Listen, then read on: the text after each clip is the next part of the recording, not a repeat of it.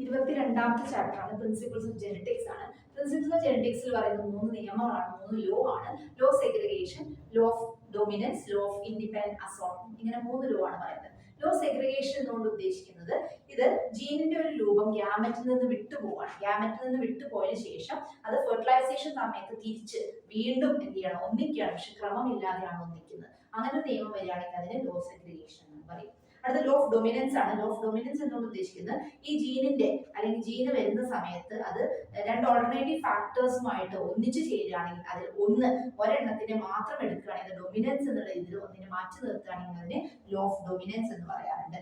അടുത്ത law of independent assortment ആണ്. ഇവിടെ രണ്ട് പെയേഴ്സ് ഓഫ് ട്രെയ്റ്റ്സ് എന്ത് ചെയ്യാണ്, കമ്പൈൻ ചെയ്തിട്ട് ഒരു ഹൈബ്രിഡ് ഫോർമാറ്റിലേക്ക് മാറുകയാണെങ്കിൽ ആ ഒരു പെയറിന്റെ ക്യാരക്ടറിനെ പറയുന്നത് എന്താണ്, ഇൻഡിപെൻഡന്റ് ആണ്, അല്ലെങ്കിൽ ഇൻഡിപെൻഡന്റ് ആയിട്ട് നിൽക്കുന്നു എന്നുണ്ടെങ്കിൽ അതിനെ ഇൻഡിപെൻഡന്റ് അസോർട്ട്മെന്റ് എന്നാണ് പറയുന്നത്. ഇനി അടുത്ത് പറയുന്നത് എലീൽസ് ആണ്. എലീൽസ് എന്ന് പറഞ്ഞാൽ വേരിയന്റ് ഫോം ഓഫ് ജീൻ. ജീനിന്റെ മറ്റൊരു ഫോർമാറ്റിലെ മറ്റൊരു വേരിയന്റ് ഫോമിനെ പറയുന്ന പേരാണ് അലീൽ എന്നാണ് പറയുന്നത്. അടുത്ത് വരുന്നത് കോ ഡൊമിനൻസ് ആണ്. കോ ഡൊമിനൻസ് എന്ന് പറഞ്ഞാൽ രണ്ട് ജീനുകളുടെ ഇടയിൽ വരുന്ന റിലേഷൻഷിപ്പിനെ പറയുന്ന പേരാണ് കോ ഡൊമിനൻസ് എന്ന് പറയുന്നത്.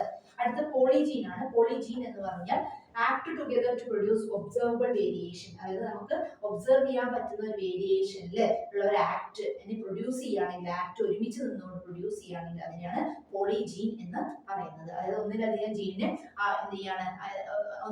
ജീൻ ഒരുമിച്ച് കൂടി നിന്നുകൊണ്ട് ഒരു ആവിഷ്കാരത്തിലേക്ക് എത്തുകയാണെങ്കിൽ അതിനെ പോളിജീൻ എന്ന് പറയും.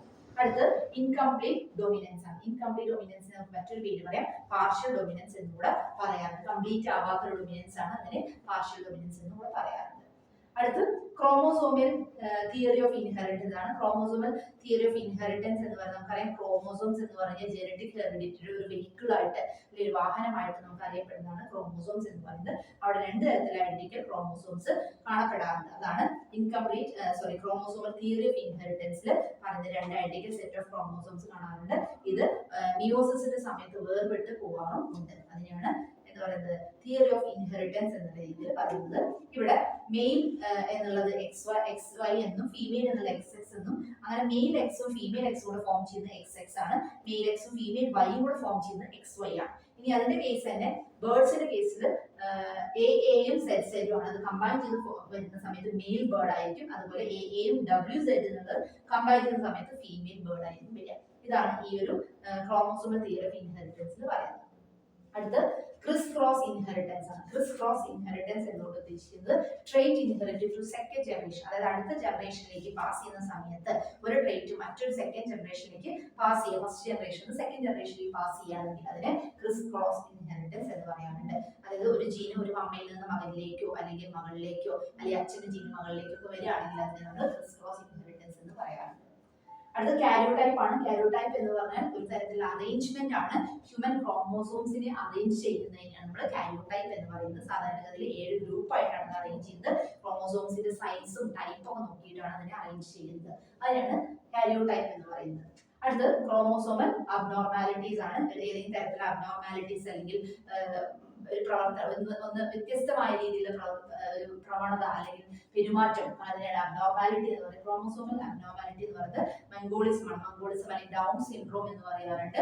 അപ്പൊ ഡൗൺ സിൻഡ്രോം എന്ന് പറയുന്നത് ഒരു ഏകദേശം 47 ക്രോമോസോം കൂടി വരുന്ന സമയത്ത് മെന്റലി നമ്മൾ റിട്ടാർഡഡ് ആവുകയാണ്, അല്ലെങ്കിൽ നമ്മുടെ നാവ് തിക്നെസ് കൂടുതലാണ്, അല്ലെങ്കിൽ നമ്മുടെ മുഖം വാടിയിരിക്കുക, മുഖത്താഴത്തോട്ട് ആക്കുക, ആ രീതിയിൽ കാണപ്പെടുന്നതിനാണ് മംഗോളിസം എന്ന് പറയുന്നത്, അല്ലെങ്കിൽ ഡൗൺ സിൻഡ്രോം എന്ന് പറയാറുണ്ട്. അടുത്ത് പറഞ്ഞത് ക്ലൈൻഫിൽട്ടർ സിൻഡ്രോം ആണ്. ക്ലൈൻഫിൽട്ടർ സിൻഡ്രോം എന്ന് പറയുന്നത് എന്താണ്, ഒരു മെയിൽ കാണപ്പെടുന്ന 47 ക്രോമോസോം അടങ്ങി മെയിൽ കാണപ്പെടുന്ന ഒരു തരത്തിലുള്ള അബ്നോർമാലിറ്റി ആണ്.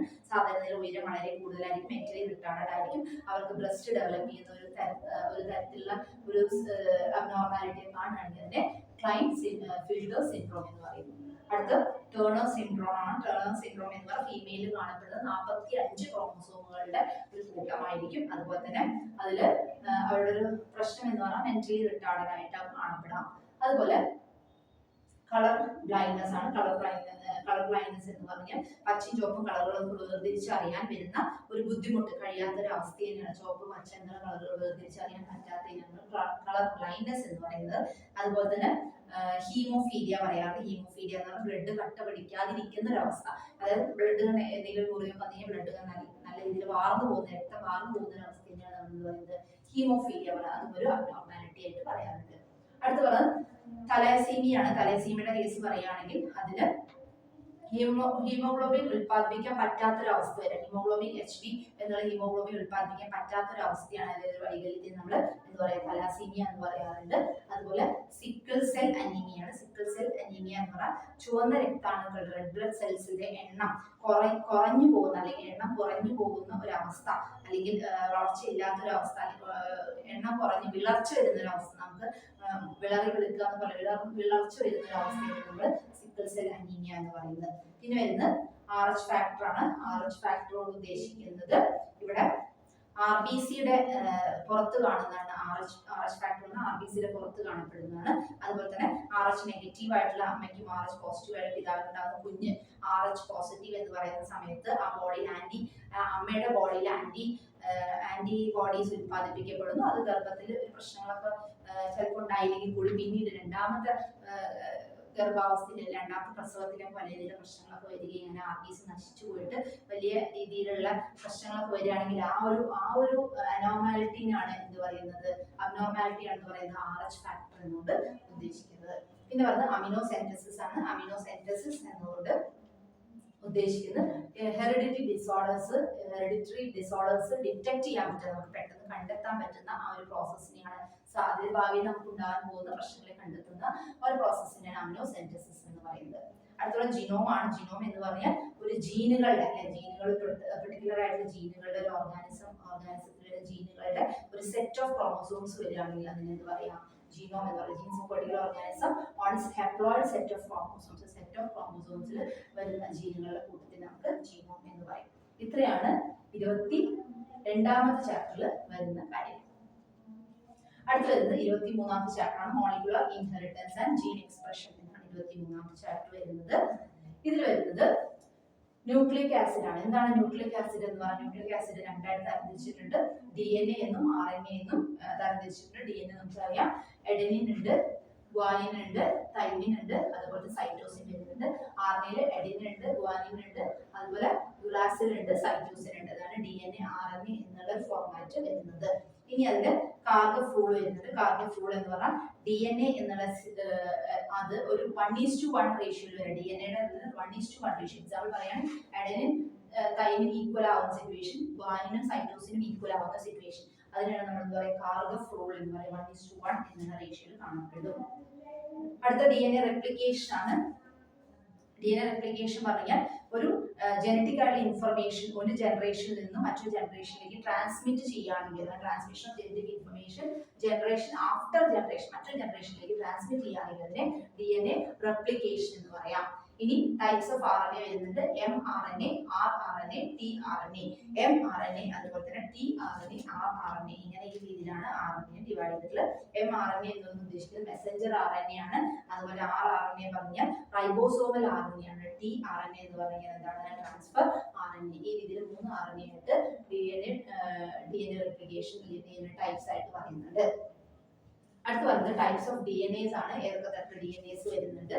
അതിൽ വരുന്ന കൺജുഗേഷൻ, ട്രാൻസ്ഡക്ഷൻ, ട്രാൻസ്ഫോർമേഷൻ ഇങ്ങനെ 3 രീതിയിലാണ് DNA ട്രാൻസ്ഫറിന്റെ ടൈപ്പ് ആയിട്ട് പറയുന്നത്. DNA ട്രാൻസ്ഫർ ആയിട്ട് പറയുന്നത് കൺജുഗേഷൻ. കൺജുഗേഷൻ പറയുന്നത് ഈ പറഞ്ഞ സെല്ലുകൾ തമ്മിലുള്ള സെല്ലുകൾ ഒരു പാലം വഴി മറ്റൊരു ജൈവവസ്തുക്കളിലേക്ക് മാറി പോവുകയാണെങ്കിൽ മറ്റൊരു ജൈവവസ്തുക്കളിലേക്ക് മാറി ഒരു പാലം വഴി പോവുകയാണെങ്കിൽ സെല്ലുകളുടെ ഇടയിൽ നടക്കുന്ന ഒരു പ്രവർത്തനമാണ്. അങ്ങനെ ബാക്ടീരിയക്ക് കഴിവുണ്ടെങ്കിൽ അതിനെ പറയുന്നത് കൺജുഗേഷൻ. ബാക്ടീരിയക്ക് അങ്ങനെ കഴിവുണ്ട് സെല്ലുകളുടെ ഇടയിൽ കൂടെ പോയി പാലം വഴി മറ്റൊരു സെല്ലിലേക്ക് എത്തിപ്പെടുക എന്നുള്ള രീതിയിൽ കാണിക്കുകയാണെങ്കിൽ അതിനെ കൺജുഗേഷൻ എന്ന് പറയാം. അടുത്ത പറഞ്ഞ ട്രാൻസ്ഡക്ഷൻ ആണ്. ട്രാൻസ്ഡക്ഷൻ പറഞ്ഞാൽ ഒരു വൈറസിന്റെ സാന്നിധ്യത്തില് ബാക്ടീരിയയിൽ നിന്ന് മറ്റൊരു ബാക്ടീരിയ കൈമാറ്റം ചെയ്യാണ്. വൈറസിന്റെ സ്ഥാനത്ത് DNA ഒരു ബാക്ടീരിയയിൽ നിന്ന് മറ്റൊരു ബാക്ടീരിയയിലേക്ക് കൈമാറ്റം ചെയ്യുകയാണെങ്കിൽ അതിന് ട്രാൻസ്ഡക്ഷൻ എന്ന് പറയും.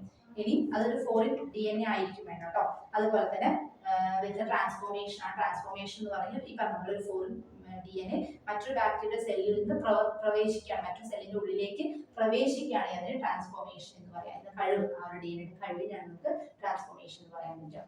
അടുത്ത പറയുന്നത് സെൻട്രൽ ഡോഗ്മയാണ്. സെൻട്രൽ ഡോഗ്മ എന്ന് പറഞ്ഞാൽ ഒരു ഇൻഫർമേഷൻ ഒരു ജീനിൽ നിന്ന് മാറിപ്പോയി ഒരു സിന്തസിസ് ഫോം ചെയ്യാൻ സഹായിക്കുകയാണെങ്കിൽ അതാണ് genes to site of protein synthesis ഉൽപ്പാദിപ്പിക്കാൻ കഴിയുകയാണെങ്കിൽ ആ ഒരു ജീന് മറ്റു സൈറ്റിലേക്ക് എത്തിയ ഒരു സിന്തസിസ് ഫോം ചെയ്യാൻ കഴിയുകയാണെങ്കിൽ അതിന്റെ സെൻട്രൽ ഡോഗ്മ എന്ന് പറയും.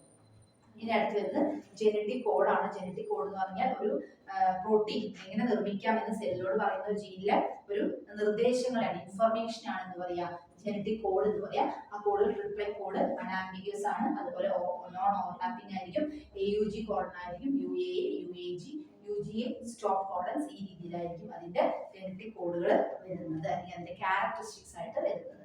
അടുത്ത മ്യൂട്ടേഷൻ ആണ്. മ്യൂട്ടേഷൻ എന്ന് പറഞ്ഞാൽ ഹെർബിറ്റൽ ചേഞ്ച് ആണ്. ഒരു ഹെർബിറ്റൽ ചേഞ്ച് മറ്റൊരു ജനറേഷനിലേക്ക് പാസ് ചെയ്യുകയാണെങ്കിൽ അതിനെ പറയുന്നത് എന്താണ്?